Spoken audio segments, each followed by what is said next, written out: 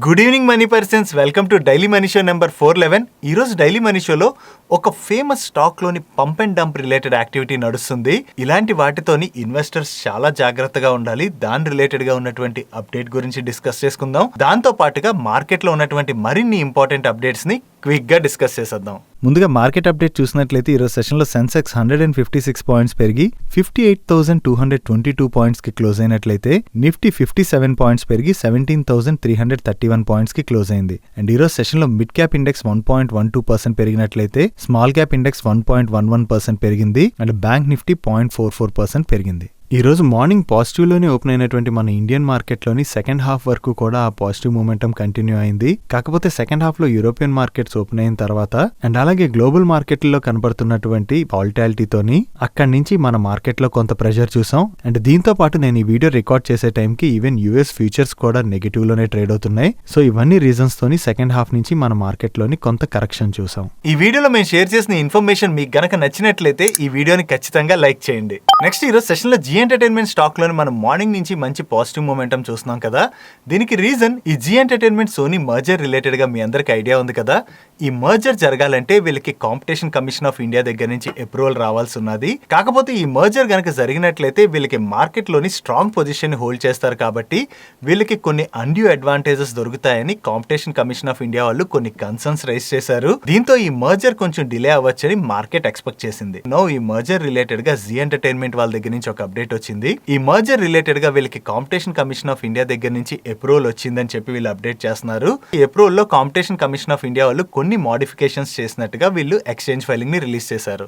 ఇంకా దీని రిలేటెడ్ గా ఫుల్ డ్రాఫ్ట్ రిలీజ్ అవ్వలేదు. ఫుల్ డ్రాఫ్ట్ రిలీజ్ అయినట్లయితే వీళ్ళు ఏం మోడిఫికేషన్ చేశారన్నది మనకు అర్థమవుతుంది. కాకపోతే మార్కెట్ లో ఏం న్యూస్ సర్క్యులేట్ అవుతుందంటే ఈ మర్జర్ జరగడం వల్ల వీళ్ళకి లీడర్షిప్ పొజిషన్ వస్తుంది కాబట్టి దాన్ని వీళ్ళు మిస్యూజ్ చేయకూడదని సీసీఐ వాళ్ళు కండిషన్స్ పెట్టినట్టుగా చెప్తున్నారు. సో నౌ వీళ్ళకి మర్జర్ రిలేటెడ్ గా సీసీఐ దగ్గర నుంచి అప్రూవల్ రావడంతో ఈ మర్జర్ ముందుకు వెళ్తుంది కాబట్టి ఈ రోజు సెషన్ లో జీ ఎంటర్టైన్మెంట్ స్టాక్ పాజిటివ్ గా రియాక్ట్ అయింది. నెక్స్ట్ హ్యాపీయెస్ట్ మైండ్స్ వాళ్ళు ప్రీవియస్ గా ఫండ్ రైజ్ చేయబోతున్నట్టుగా అప్డేట్ రిలీజ్ చేశారు కదా. దీని రిలేటెడ్ గా వీళ్ళ బోర్డు మీట్ అయ్యి వేరియస్ రూట్స్ ద్వారా 1400 crores ఫండ్ రైజ్ చేయడానికి అప్రూవ్ చేసినట్టుగా వీళ్ళు ఒక ఎక్స్చేంజ్ ఫైలింగ్ ని రిలీజ్ చేశారు. కాకపోతే ఈ ఎక్స్చేంజ్ ఫైలింగ్ లో వీళ్ళు ఫండ్ రైజ్ ఎందుకు చేస్తున్నారన్న అప్డేట్ అయితే చేయలేదు. We have to wait and see వీళ్ళు ఫండ్ రైజ్ ఎందుకు చేస్తున్నారు అన్నది. నెక్స్ట్ మన కంట్రీలో అక్టోబర్ 1 రోజున ప్రైమ్ మినిస్టర్ నరేంద్ర మోడీ గారు 5G సర్వీసెస్ ని లాంచ్ చేశారు కదా. నో ఈ 5G సర్వీసెస్ రిలేటెడ్ గా రిలయన్స్ ఇండస్ట్రీస్ వాళ్ళ దగ్గర నుంచి ఒక అప్డేట్ వచ్చింది. రిలయన్స్ జియో వాళ్ళు జియో ట్రూ 5G ని లాంచ్ చేసినట్టుగా ఒక ఎక్స్చేంజ్ ఫైలింగ్ ని రిలీజ్ చేశారు. ఈ Jio true 5G services world లోనే మోస్ట్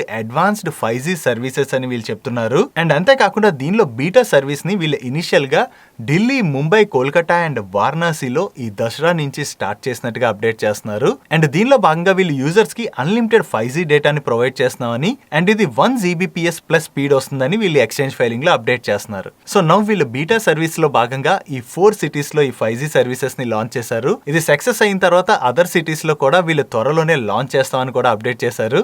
సో త్వరలోనే మన సిటీస్ లో కూడా ఈ 5G సర్వీస్ వచ్చినట్లయితే మనం ఇంకా ఫాస్ట్ నెట్వర్క్ ని యూజ్ చేసుకునేటువంటి అవకాశం ఉన్నది. అండ్ మీలో ఎంతమంది 5G సర్వీస్ కోసం వెయిట్ చేస్తున్నారు కింద కామెంట్ సెక్షన్ లో కామెంట్ చేయండి. నెక్స్ట్ JSW ఎనర్జీ యొక్క ఓన్లీ ఓన్డ్ సబ్సిడరీ అయినటువంటి JSW నియో ఎనర్జీ వాళ్ళు మహారాష్ట్ర గవర్నమెంట్ తో ఒక MOU సైన్ చేసినట్టుగా అప్డేట్ చేస్తున్నారు.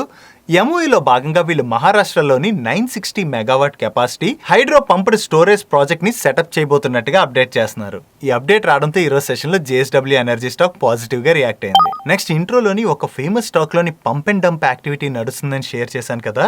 దాని రిలేటెడ్ అప్డేట్ గురించి మనం ఇప్పుడు డిస్కస్ చేసుకుందాం. ఈ రోజు డైలీ రొటీన్ లో భాగంగా జస్ట్ ఒకసారి ట్విట్టర్ ఓపెన్ చేసి చూసేసరికి మాకు ఒక సస్పిషియస్ థింగ్ కనపడింది. అదేంటంటే ట్విట్టర్ లోని టాప్ ట్రెండింగ్స్ లోని is my trip stock trend అవుతుంది. ఈ స్టాక్ ఎందుకు ఇంతలా ట్రెండ్ అవుతుంది, ఈ కంపెనీ దగ్గర నుంచి ఏదైనా అప్డేట్ వచ్చిందా అని చెప్పి ఎక్స్చేంజెస్ లోకి వెళ్ళి చెక్ చేసాం. ఎక్స్చేంజెస్ లోకి వెళ్ళి చెక్ చేసినప్పుడు మాకేం కనపడిందంటే వీళ్ళు కొన్ని ట్రావెల్ రిలేటెడ్ ఆఫర్స్ ఏవో అనౌన్స్ చేశారు. దాని రిలేటెడ్ గానే ఒక ఎక్స్చేంజ్ ఫైలింగ్ వచ్చింది. సో ఇలా ట్రావెల్ రిలేటెడ్ ఆఫర్స్ ని అనౌన్స్ చేసినట్లయితే స్టాక్ ట్విట్టర్ లో ఎందుకు ట్రెండ్ అవుతుందని డౌట్ వచ్చింది. వెంటనే ఆ ట్రెండింగ్ టాపిక్ లోకి వెళ్ళి దాని మీద క్లిక్ చేసి చూసాం. చూస్తే వేరియస్ అకౌంట్స్ నుంచి ఒక్కసారి ఈ స్టాక్ రిలేటెడ్ గా మీకు ఇక్కడ ఇమేజెస్ కూడా చూడొచ్చు. మోస్ట్ ఆఫ్ ది అకౌంట్స్ నుంచి కామన్ ఇమేజ్ నే పోస్ట్ చేస్తూ ఈ స్టాక్ త్వరలోనే మల్టీ బ్యాగర్ రిటర్న్స్ ఇస్తుందని లేదా ఈ స్టాక్ ఇక్కడ నుంచి ఇంత పెరిగిపోతుందని చెప్పి కంటిన్యూస్ గా ట్వీట్స్ చేస్తూ వస్తున్నారు. అది చూసిన తర్వాత మాకు ఒకటి అర్థమైంది, ఎవరో ఆపరేటర్ ఈ స్టాక్ లోని పంప్ అండ్ డంప్ యాక్టివిటీ నడిపిస్తున్నారు.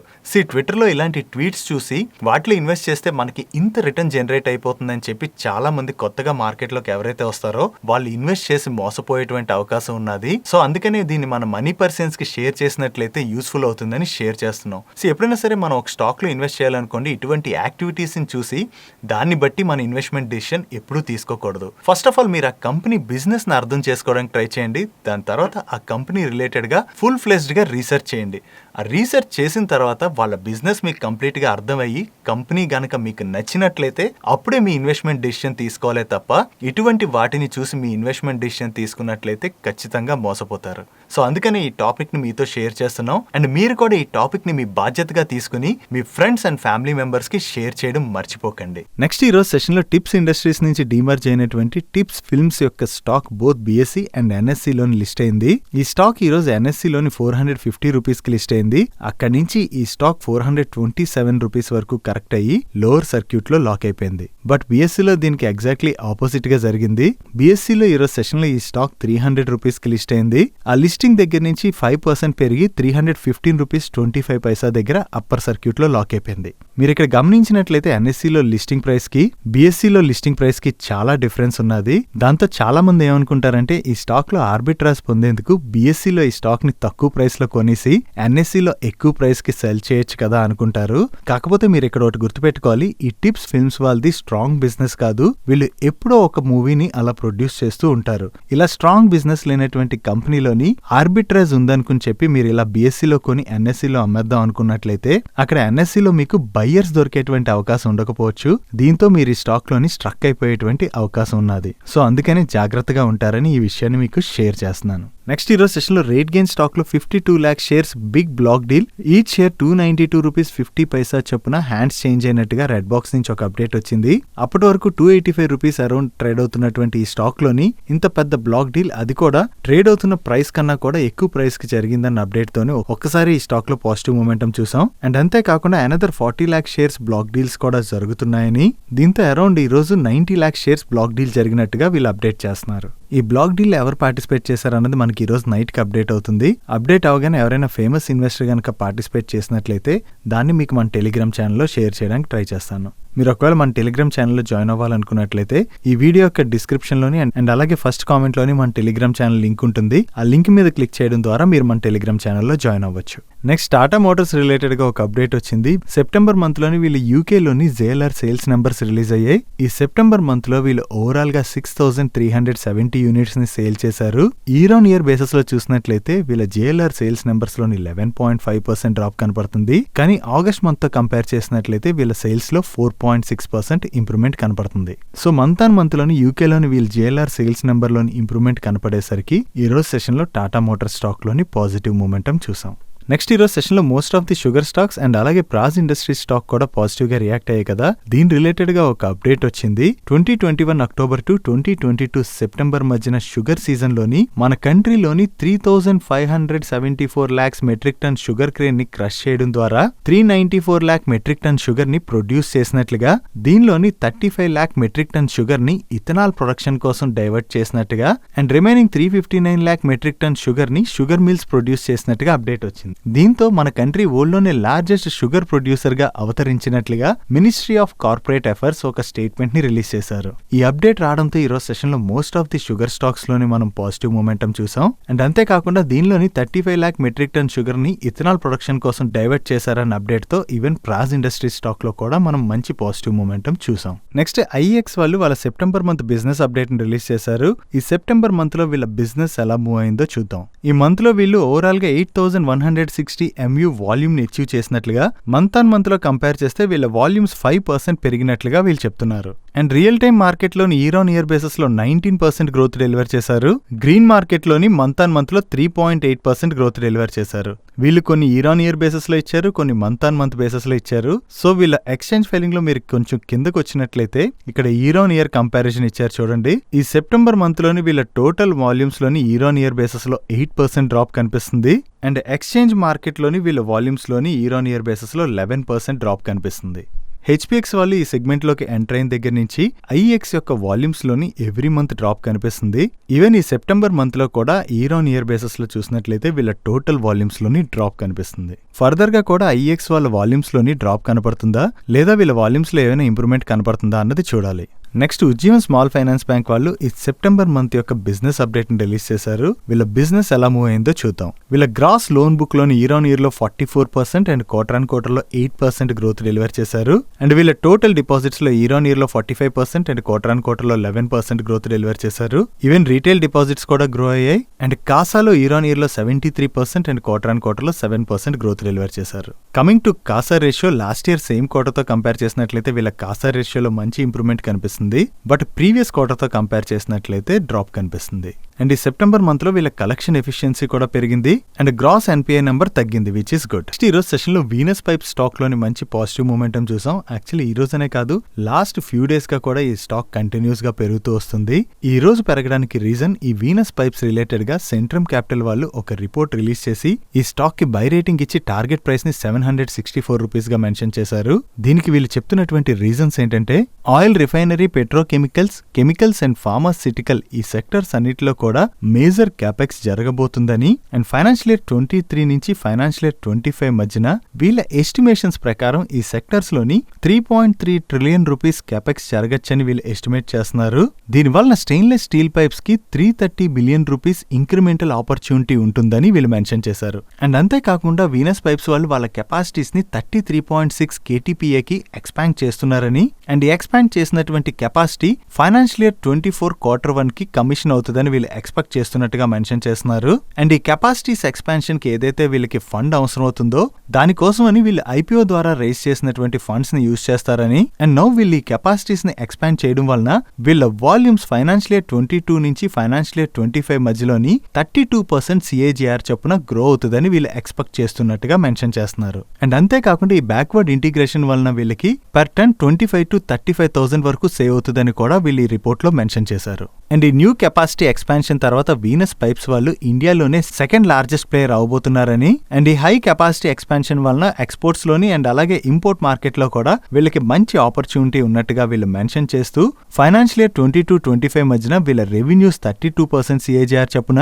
ఎబిటా 46% CAGR చొప్పున అండ్ ప్యాట్ 48% CAGR చొప్పున గ్రో వచ్చని వీళ్ళు ఎక్స్పెక్ట్ చేస్తున్నట్టుగా మెన్షన్ చేశారు. సో ఇవన్నీ రీజన్స్ తోని ఈ స్టాక్ కి బై రేటింగ్ ఇచ్చి టార్గెట్ ప్రైస్ ని 764 గా వీళ్ళు ఫిక్స్ చేయడం జరిగింది. దీంతోనే ఈ రోజు సెషన్ లో మనం వీనస్ పైప్ స్టాక్ లోని మంచి పాజిటివ్ మూమెంటం చూసాం.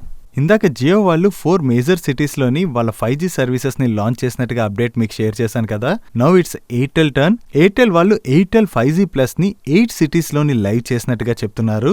దీనిలో ఢిల్లీ, ముంబై, చెన్నై, బెంగళూరు, హైదరాబాద్ తో పాటుగా సిలిగురి, నాగ్పూర్ అండ్ వారణాసిల్లో కూడా వీళ్ళ ఎయిర్టెల్ 5G ప్లస్ సర్వీసెస్ ని వీళ్ళు లాంచ్ చేశామని, ఎవరి దగ్గర అయితే 5G సపోర్ట్ చేసేటువంటి మొబైల్స్ ఉంటాయో వాళ్ళు 5G సర్వీసెస్ ని ఎగ్జిస్టింగ్ డేటా ప్లాన్స్ తోనే ఈ రోల్ అవుట్ కంప్లీట్ అయ్యే వరకు కూడా యూస్ చేసుకోవచ్చు అని చెప్తున్నారు. సో ఎవరైతే ఢిల్లీ, ముంబై, చెన్నై, బెంగళూరు అండ్ హైదరాబాద్ లో ఉన్నారో వాళ్ళు ఎయిర్టెల్ 5G సర్వీసెస్ ని హ్యాపీగా యూజ్ చేసుకోవచ్చు.